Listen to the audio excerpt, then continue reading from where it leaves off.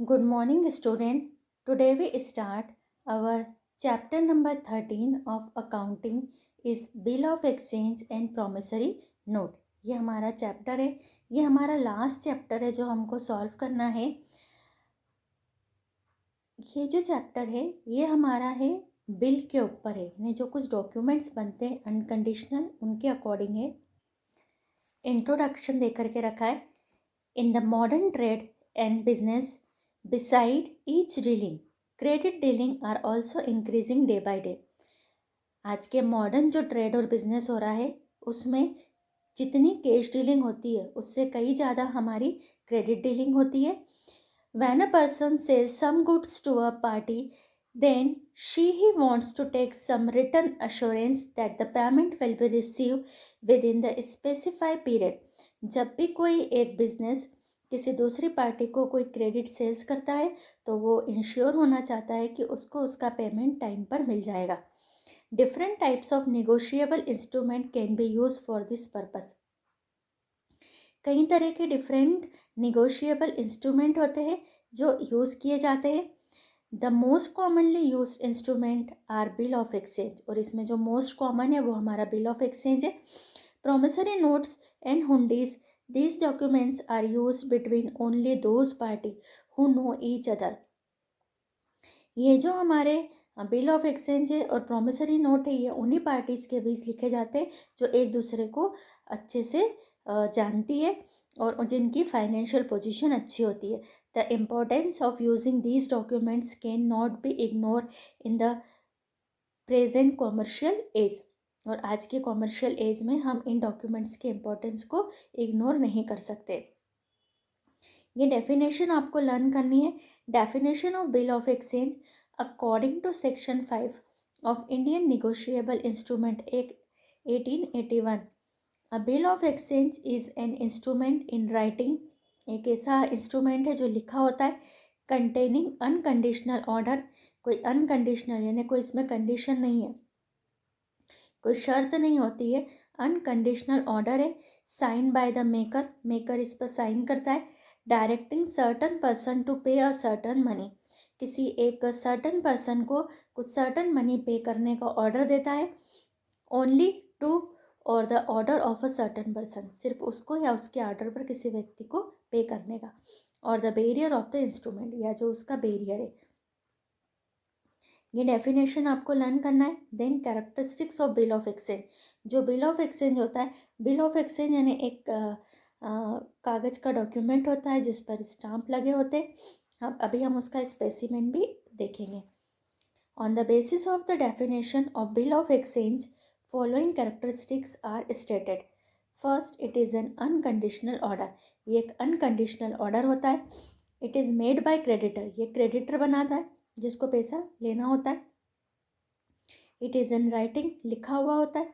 It is an order to pay a stated amount on specified date, इसमें एक order रहता है कि एक स्पेसिफाइड अमाउंट, एक निश्चित अमाउंट निश्चित डेट पर, स्पेसिफाइड डेट पर पे करने का ऑर्डर होता है। तो maker drawer sign the bill, जो मेकर होता है वो साइन करता है बिल को। The bill has to be accepted by the drawee, और जो ड्रॉवी है जिसको पैसा देना है वो इसको एक्सेप्ट करता है। इट इज़ ड्यूटी स्टाम्प्ड, इस पर स्टाम्प लगे होते हैं गवर्नमेंट के।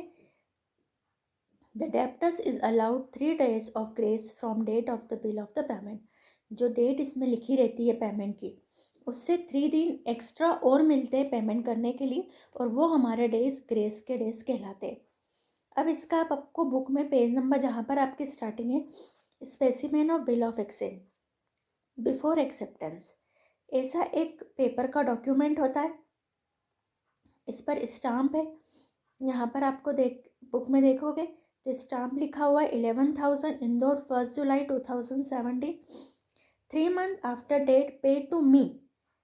ये जो डेट लिखी हुई है इस डेट से 3 महीने आफ्टर द 3 month पे टू मी, आप मुझे पे कीजिए और माई ऑर्डर, या मुझे मेरे ऑर्डर पर किसी को पे कीजिए, the sum of ₹11,000 only for value received, आपको कुछ उसके अगेंस्ट कुछ मिला है उसमें आपको इसको पेमेंट करना है। टू मैसेस अशोक कुमार गुप्ता आगरा और RS अग्रवाल सेलर। अब इस पर जो मैसर्स अशोक कुमार गुप्ता आगरा है वो अपनी एक्सेप्टेंस देगा। पेज टर्न किया हमने, यहाँ पर हमको आया एक्सेप्टेंस। आफ्टर एक्सेप्टेंस के बाद हमारा बिल ऑफ एक्सचेंज कैसा दिखेगा, वही हमारा पेपर का डॉक्यूमेंट है, बट इस पर एक्सेप्टेंस हो गई है अशोक कुमार गुप्ता की। तो ये हमारा पूरा बिल ऑफ एक्सचेंज कंप्लीट हुआ। तो यहाँ पर आपको ध्यान देना होगा कि RS अग्रवाल जो सेलर है, तो सेलर कौन होगा, हमारा ड्रावर होगा, मेकर होगा बिल का। ये बिल को बनाएगा और ऑर्डर देगा, क्योंकि सेलर ही ऑर्डर दे सकता है कि आप मुझे या मेरे ऑर्डर पर पेमेंट कीजिए। और जो क्रेडिट परचेसर है, जिसने कि क्रेडिट लिया है, जिसको कि आफ्टर द 3 मंथ पेमेंट करना है, तो वो अपनी एक्सेप्टेंस देगा कि हाँ मैं 3 मंथ बाद इस बिल का पेमेंट कर दूँगा। तो मीनिंग क्या हुआ कि एक क्रेडिट ट्रांजेक्शन हुआ है RS अग्रवाल और अशोक कुमार गुप्ता के बीच में। और यहाँ पर RS Agarwal is a seller and Ashok Gupta is a purchaser. तो सेलर एक कागज़ का डॉक्यूमेंट बना रहा है जिस पर स्टाम्प लगे हुए हैं, और आप लोगों को पता ही है कि जिस पर स्टाम्प लगे होते हैं उस पर अगर कोई पर्सन साइन करता है तो वो लीगली उसके लिए जो भी उसमें कंडीशंस जिसके लिए वो एग्री हुआ है वो उसको पूरा करना होता है। अदरवाइज़ जो ड्रावर है वो रजिस्ट्रार के पास इस बिल को प्रेजेंट करेगा कि ये जो पार्टी है वो टाइम पर पेमेंट नहीं कर रही है, और उसके अगेंस्ट लीगली एक्शन ली जाएगी। तो यहाँ पर हमने स्टार्टिंग में देखा था कि जो क्रेडिट सेल्स सब होती है, क्योंकि मॉडर्न टाइम में एक बिजनेसमैन अपनी सेल्स को इंक्रीज़ करने के लिए क्रेडिट सेल्स करता है, बट वो इंश्योर होना चाहता है कि उसको उसका पैसा टाइम पर मिल जाएगा। तो वो इस इंश्योरेंस के लिए, अश्योरेंस के लिए एक कागज़ का डॉक्यूमेंट बनाता है जिस पर ड्यूली स्टैम्प्ड होते हैं, रिटर्न में है, ये लिखा हुआ है। जो ड्रावर होता है वो उसको साइन करता है, और जो परचेज़र होता है, जो ड्रावी होता है, परचेज़र हमारा ड्रावी होता है, और ड्रावी उस पर अपनी एक्सेप्टेंस देता है। तो इस तरीके से आपको meaning of bill of exchange and characteristics of bill of exchange and आपको इसका जो फॉर्मेट का जो बना हुआ है वो आपको लर्न करना है। तो ये आपका कंप्लीट हुआ। अब यहाँ पर importance point about the bill of exchange. Bill of exchange के लिए इम्पोर्टेंट पॉइंट क्या होते हैं। It is necessary to know certain things about the bill. Bill के बारे में कुछ जानना जरूरी होता है। Following things are important. First, date. It is important to state the date of drawing of a bill, क्योंकि यहाँ पर लिखा है कि आप इस डेट के आफ्टर द 3 मंथ, तो किस डेट को हम काउंट करेंगे, जिस डेट को हमने बिल बनाया है, तो उस डेट के 3 महीने बाद पेमेंट करना है। तो यहाँ पर एक इम्पॉर्टेंट है कि हमारा जो बिल ऑफ एक्सचेंज है उसमें डेट लिखी जाए। This is because in case of time bill duration of bill is decided on the basis of date. जो बिल का ड्यूरेशन है वो डिसाइड किया जाएगा बिल की डेट से। सेकंड पॉइंट है टर्म, यानी जो अभी हमने स्पेसिमेन में देखा कि 3 मंथ, तो ऐसा 3 month, 2 month, 30 days, 90 days, 60 days, ऐसा कुछ हमको एक टर्म बनाना पड़ेगी, टाइम पीरियड लिखना पड़ेगा। By term we mean the time duration from the date of bill to the date of payment. Knowing the term of bill is important for making entries in the books. The date of acceptance has no role in determining the term of bill. The term will be in the month or days. ये जो term है ये month में हो सकती है या days में हो सकती है। तो डेट होना चाहिए, टर्म होना चाहिए। Third, days of grace. अभी हमने थ्योरी में पढ़ा था कि जो डेट आती है पेमेंट की उसमें 3 डेज ग्रेस के और दिए जाते हैं, यानी जो पेमेंट करने वाली पार्टी है उसको 3 डेज और एक्स्ट्रा मिलते हैं। जैसे हमने आज बिल लिखा है, आज हमारी डेट है 15 दिसंबर, हमने 3 मंथ लिखा है, तो 15 दिसंबर से 15 जनवरी, फरवरी एंड मार्च। तो 15 मार्च के बाद में भी हम 3 डेज़ और ऐड करेंगे, और वो हमारे जो 3 डेज़ होंगे 18 जो हमारी आएगी Feb is called due date. तो 3 डेज़ हम और इसमें ग्रेस के ऐड करेंगे। थ्योरी देखेंगे इसकी डिटेल में। Days of grace, beside the stated date of payment 3 more days are allowed to making payment। जो हमारी डेट हमने जो लिखी हुई है उसके अलावा भी हम इसमें 3 डेज़ और देंगे पेमेंट करने के लिए। These extra days are term as days of grace, और ये जो एक्स्ट्रा डेज हम दे रहे हैं ये हमारे डेज ऑफ ग्रेस कहलाते। No matter what is the term of payment, payment की टर्म क्या है, 1 महीना, 2 महीना, 4 महीना, 6 महीना, लेकिन जो ग्रेस के डेज है वो 3 रहेंगे। Only 3 days of grace are allowed on all the bills, चाहे उनका ड्यूरेशन कुछ भी हो। Fourth, due date, the date which is determined by adding days of grace, grace के डेज ऐड करने के बाद जो डेट आती है to the last date of bill is known as due date, उसको हम ड्यू डेट कहते हैं। A is the date on which payment must be made, और ये वो डेट होती है जहाँ पर हमारा पेमेंट हो जाना चाहिए। It is also known as a date of maturity, इसको हम डेट ऑफ मैच्योरिटी भी कहते हैं। Payment in the books is shown on this date, इस डेट को हमारे बुक्स में पेमेंट का शो होना ज़रूरी है कि इस डेट को हमारा पेमेंट हो गया है। अब हमारा यहाँ पर है important points related to calculation of due date. Due date को कैलकुलेट करने के इम्पॉर्टेंट पॉइंट दे के रखे। Following point should be considered for duration of bill, maturity date and for due date. First, if the duration of the bill is given in month, अगर आपको month में दे करके रखा है, the bill is drawn at the beginning of any month, due date will be as under. जैसे आपको यहाँ पर आपको फर्स्ट दे के रखा है date of drawing of bill, यानी हमारा बिल बन रहा है 1 जनवरी 2016 को, ड्यूरेशन है 3 मंथ, तो हम यहाँ से मंथ ही काउंट करेंगे। जनवरी के बाद फरवरी, मार्च एंड 1 अप्रैल। तो date of completion of duration is 1 April, और ड्यू डेट का मीनिंग होता है कि जब हम उसमें 3 डेज़ अपने ग्रेस के भी ऐड कर लेते। तो after the adding of days of grace 4 April is a due date. तो ड्यू डेट आ गई। 1 अगस्त के बाद 4 मंथ, तो अगस्त से सितंबर, अक्टूबर, नवंबर, दिसंबर। तो 1 दिसंबर में हम 3 डेज ऐड करेंगे, तो 4 December is our due date. And 1 November 2 month, तो 2 मंथ है, तो नवंबर से दिसंबर एंड जनवरी। एंड 1 जनवरी में हमने ऐड करे 3 डेज, तो 4 जनवरी। ये हमारी काउंटिंग होगी जब हमको ड्यूरेशन मंथ में दिया जाएगा। अब second, if the duration of the bill is given in month and the bill is drawn at the beginning of any month, due date will be as under। अगर हमारा जो ड्यूरेशन है वो month के एंड में दे करके रखा है, तो यहाँ पर हमारा date of drawing of bill, bill को बनाने की डेट है 13 जनवरी 2016 और 1 मंथ है। तो डेट ऑफ कंप्लीशन, तो जनवरी के बाद फरवरी, तो फरवरी का लास्ट हो गया 29, तो हमारा डेट ऑफ कंप्लीशन मंथ का एंड हो गया। नेक्स्ट मंथ का एंड हो रहा है 29 फेब को, और उसमें हमने 3 डेज ग्रेस के ऐड करे, तो 1, 2 and 3 March is our due date.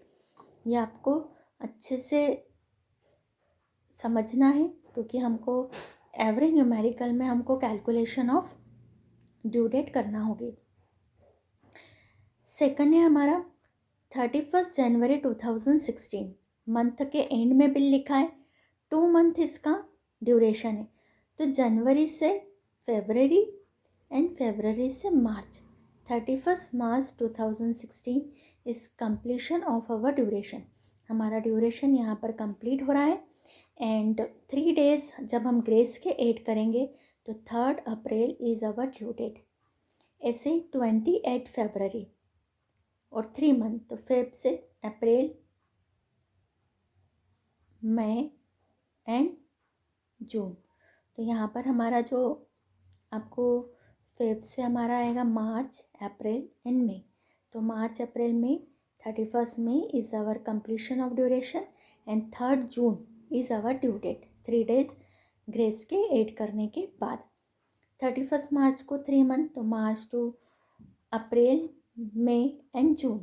13 June is completion of our duration and 3 July is our due date.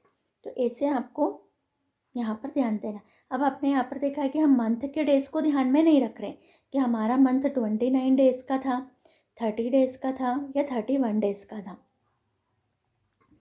Now the third point, if the duration of bill is given in month and bill is drawn during the month. अब अगर कोई month के बीच में लिखा हो, अभी हमने opening और एंडिंग डेट देख ली है, अगर अब हमारी ड्यू डेट बीच में आ रही है तो 15 जनवरी 2016 और इसका जो ड्यूरेशन है 3 मंथ, तो जनवरी से फरवरी, मार्च एंड अप्रैल, तो 15 अप्रैल और 3 डेज़ हम इसमें ऐड कर देंगे। हम मंथ के बीच में ध्यान नहीं रखेंगे कि 30 डेज़ है, 31 डेज़ है या 29 डेज़ है। क्लियर। अब हमारा जो फोर्थ में दे के रखा है, इसमें हमको दे के रखा है, ये तो हमारा मंथ में हो गया कि जब ड्यूरेशन हमारा मंथ में होता है तो मंथ के बिगिनिंग में लिखा है तो कैसे कैलकुलेशन करेंगे, मंथ के एंड में लिखा है तो कैसे कैलकुलेशन करेंगे, मंथ के मिड में लिखा है अगर हमारा टाइमिंग तो कैसे करेंगे। अब अगर डेज में हमारा ड्यूरेशन है तो हम कैसे काउंट करेंगे, इसको इम्पोर्टेंट है समझना। If the duration of the bill is given in days, then after considering number of days 3 days of grace are added. सबसे पहले हमको, जैसे कि हमने 60 डेज़ के लिए बिल लिखा है तो पहले 60 डेज़ काउंट कर लेंगे, उसके बाद हम 3 डेज़ बिल के और ऐड करेंगे। In the question based on days, number of days in February should be taken consider the leap year, तो हमको उसको लीप ईयर के जैसे कंसिडर करना पड़ेगा। Date of drawing bill is 10 January 2016, bill लिखा है हमने 10 जनवरी को। Duration of bill is 90 days, due date should be calculated as under, यानी टोटल हमको है यहाँ पर 90 डेज बनाना है। तो फ्रॉम 10 जनवरी, अब 10 जनवरी से 31 जनवरी यानी 22 डेज़ तो हमारे जनवरी के ही काउंट हो गए। तो 22 डेज़ आप देखोगे बुक में तो 22 डेज़ माइनस करें, तो जनवरी में 22 डेज़ माइनस करने के बाद 68, उसके बाद फरवरी 2016 है, लीप ईयर है, तो 29 डेज़ माइनस करें तो 39 डेज़, फिर हमने मार्च के 31 तो 8, तो 8 अप्रैल टिल टर्म एंड, तो ये 8 जो हमारा डेज आ रहा है तो 8 अप्रैल को हमारा जो कंप्लीशन ऑफ ड्यूरेशन हो रहा है। देन हमने 3 डेज इसमें ग्रेस के ऐड किए, तो 8 + 3 11 April is our due date. अब इक्वल अल्टरनेटिव मेथड यहाँ पर देख करके रखिए, क्योंकि हमको 90 डेज़ का बिल लिखा है तो 90 + 3 93 डेज़ हमको कंसिडर करना है। तो हमने यहाँ पर पहले 22 डेज़ जनवरी के, फिर 29 डेज़ फरवरी के, फिर 31 डेज़ हमने मार्च के, तो हमारा जो बचा वो हमारा 11 अप्रैल। तो ऐसे आप बड़ी कैलकुलेशन ना करते हुए शॉर्ट में भी इसको निकाल सकते हैं, तो इसकी आपको प्रैक्टिस करना है। फिर यहाँ पर हमको सेकंड दे के रखा है, date of drawing bill is 20 June 2016 and duration is 75 days. तो 75 में 3 प्लस किया 78। अब जून के 11 डेज़, 31 डेज़ जुलाई के और 31 डेज़ अगस्त के, तो जो बचा हमारा 5 वो हमारा सितंबर इज़ अवर ड्यू डेट। तो ऐसे करके हम कंसिडर करेंगे। आपको यहाँ पर एक न्यूमेरिकल क्वेश्चन है पीछे स्टार्टिंग में,